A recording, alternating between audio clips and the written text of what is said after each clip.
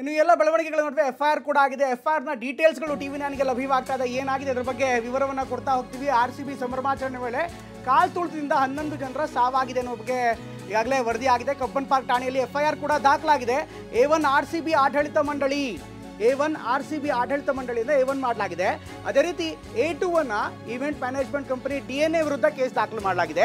A3 ಆಗಿ ಕರ್ನಾಟಕ ರಾಜ್ಯ cricket ಸಂಸ್ಥೆ, ಕರ್ನಾಟಕ ರಾಜ್ಯ ಕ್ರಿಕೆಟ್ ಅಸೋಸಿಯೇಷನ್ ಅವರನ್ನ ಮಾಡಲಾಗಿದೆ. BNS ಕಾಯ್ದೆ 105, 115, 118ರ ಅನ್ವಯ ಈಗಾಗಲೇ ಮಾಡಲಾಗಿದೆ. 105 ಹತ್ಯೆಯ ಉದ್ದೇಶವಿಲ್ಲದೆ ವ್ಯಕ್ತಿಯ ಸಾವಿಗೆ ಕಾರಣನಾಗುವುದು, ಕನಿಷ್ಠ 5 ವರ್ಷದಿಂದ 10 ವರ್ಷದ ಒಳಗೆ ಶಿಕ್ಷೆಗೆ ಅವಕಾಶ ಇದೆ ಈ ಒಂದು ಪ್ರಕರಣದಲ್ಲಿ.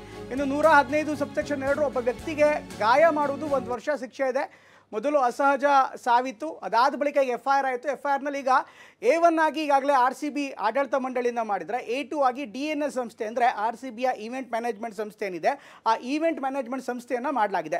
ಅದಾದ ಬಳಿಕ ಮತ್ತೊಂದು ಪ್ರಕರಣದಲ್ಲಿ ಇನ್ಫ್ಯಾಕ್ಟ್ ಇದೆ A3 ಆಗಿ KC ಅಂದರೆ ರಾಜ್ಯ ಕ್ರಿಕೆಟ್ ಸಂಸ್ಥೆ ಅಂದರೆ KCಯನ್ನು ಅದನ್ನು A3 ಮಾಡಲಾಗಿದೆ. ಅದರಲ್ಲಿ ವಿವರವಾಗಿದೆ ಯಾವ ರೀತಿ ಇದರಲ್ಲಿ ಸೆಕ್ಷನ್ಸ್ಗಳನ್ನು ನೋಡ್ತಾ ಇದ್ದಾರೆ. ಮೊದಲು ಕೇವಲ ಅಸಹಜ ಸಾವು ಅನ್ನುವಂಥದ್ದಿತ್ತು, ಆದರೆ ಅದರ ಬದಲಾಗಿ ಈಗ ಇನ್ನಿತರ ಇನ್ನಿತರ ಸೆಕ್ಷನ್ಸ್ಗಳನ್ನು ಕೂಡ ಮಾಡಲಾಗಿದೆ. ಒಟ್ಟು 11 ಮಂದಿ ಸಾವೇನಾಗಿದೆ, ಅದಕ್ಕೆ ಈಗ ಎಫ್ಐಆರ್ ಟರ್ನ್ ಆಗಿದೆ. ಇನ್ಫ್ಯಾಕ್ಟ್ ಕಬ್ಬನ್ ಪಾರ್ಕ್ ಠಾಣೆಯಲ್ಲಿ ಎಫ್ಐಆರ್ ದಾಖಲಾಗಿದ್ದು, ಇದರ ವಿವರಗಳು ಕೂಡ ಈಗ ಬರ್ತಾ ಇದೆ. A1 RCB ಆಡಳಿತ ಮಂಡಳಿ ವಿರುದ್ಧ, A2 ಆಗಿ DNA ವಿರುದ್ಧ, ಅದೇ ರೀತಿ ಕಾರ್ಯಕ್ರಮ ನಿರ್ವಹಣೆ ಮಾಡಿದ DNA ಸಂಸ್ಥೆ ವಿರುದ್ಧವೂ ಕೂಡ ಮಾಡಲಾಗಿದೆ. ಚಿನ್ನಸ್ವಾಮಿ ಸ್ಟೇಡಿಯಂ ಕಾಲ್ತುಳಿತ ಪ್ರಕರಣಕ್ಕೆ ಸಂಬಂಧಪಟ್ಟಂತೆ RCB DNA KCA ಮೇಲೆ ಎಫ್ಐಆರ್ ದಾಖಲಾಗಿದೆ.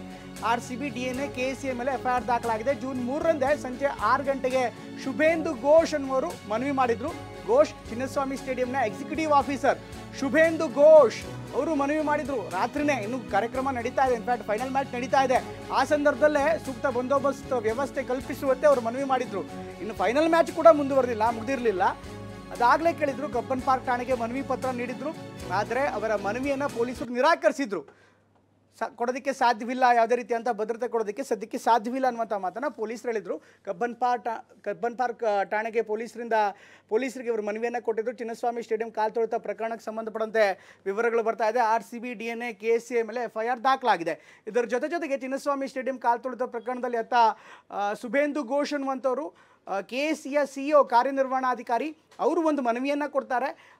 ಇನ್ಫ್ಯಾಕ್ಟ್ ಈಗಾಗಲೇ ಕಬ್ಬನ್ ಪಾರ್ಕ್ ಪೊಲೀಸರಿಗೆ ಒಂದು ಮನವಿಯನ್ನು ಕೊಟ್ಟು 3ನೇ ತಾರೀಕು ಜೂನ್ 3ರ ರಾತ್ರಿಯೇ ಒಂದು ಮನವಿಯನ್ನು ಕೊಟ್ಟು, ಇದರಲ್ಲಿ ಏನೆಲ್ಲ ವಿವರಗಳಿದೆ ಅಂದರೆ, ನಮಗೆ ಬಂದೋಬಸ್ತ್ ಬೇಕಾಗತ್ತೆ, ಜೂನ್ 4ರಂದು ಸ್ಟೇಡಿಯಂನಲ್ಲಿ ಸಂಭ್ರಮಾಚರಣೆ ಮಾಡ್ತೀವಿ, ಅದಕ್ಕೆ ಸೂಕ್ತವಾದಂಥ ಬಂದೋಬಸ್ತ್ ಬೇಕಾಗತ್ತೆ ಅನ್ನುವಂಥ ಮನವಿಯನ್ನು ಮಾಡಿದರು. ಆದರೆ ಪೊಲೀಸರು ನಿರಾಕರಿಸಿದರು.